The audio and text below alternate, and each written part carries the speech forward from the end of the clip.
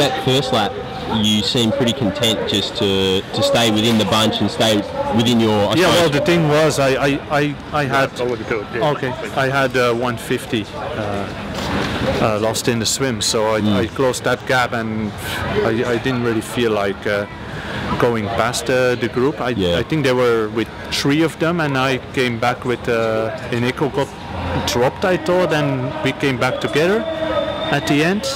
And then more guys came. We were with 8 coming into the first turnaround, and then going out of time, everybody kind of sat up, and I went to the front, just made pace, and I looked back, and there was like a 100-meter gap, and I thought, well, I might as well push on a little bit harder and see what happens. And the gap got bigger and bigger, and I just pushed my watts from then on, and it was good. It was good to come into transition with a 5-minute lead, and you know, because of the fact that I went, some of the main guys actually reacted or tried to react, and that blew up that whole group. So from then on, it basically came down to a man-to-man race.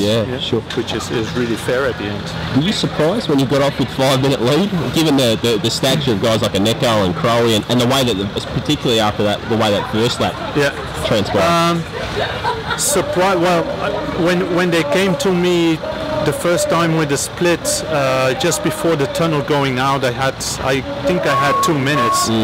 Which is quite a lot if you see that I opened it up in 20 kilometers time. So I knew by transition, if I didn't blow up, it could go into 4, maybe hopefully 5 minutes, and that's what it was. And then seeing on the run that it was only three guys in the race left to come back at me. I mean that showed me it was a good move, and I didn't blow up on the bike.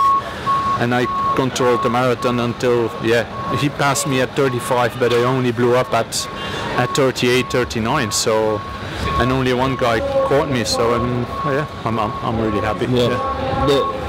Before the race, you seemed disappointed that the swim was shortened. Yeah, well, after all, I was happy there was a swim. If it was the right decision or not, it's not up to me. But I never swam in an ocean like that. It was interesting, to say the least.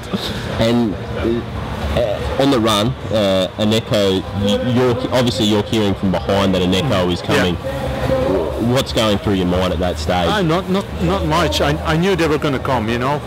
If you do something like that on a bike, you have to defend from then on. And the first 20k, they only took out a minute and a half, which means, I mean, they're not going to come. They're going to come close, but not the whole way.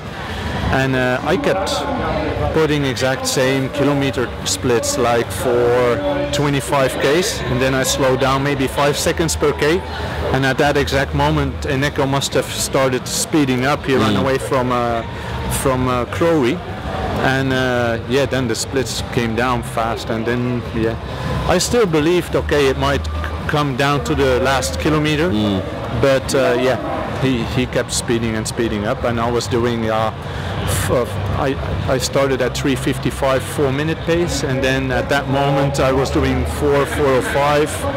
If it was with the climb, 4:10, and he kept running 3:45ers, and then the time goes down quickly. And he came too early for me. I didn't have an answer at that time, and he passed me. And I think 3 or 4 kilometers later, I really bunked and blew up.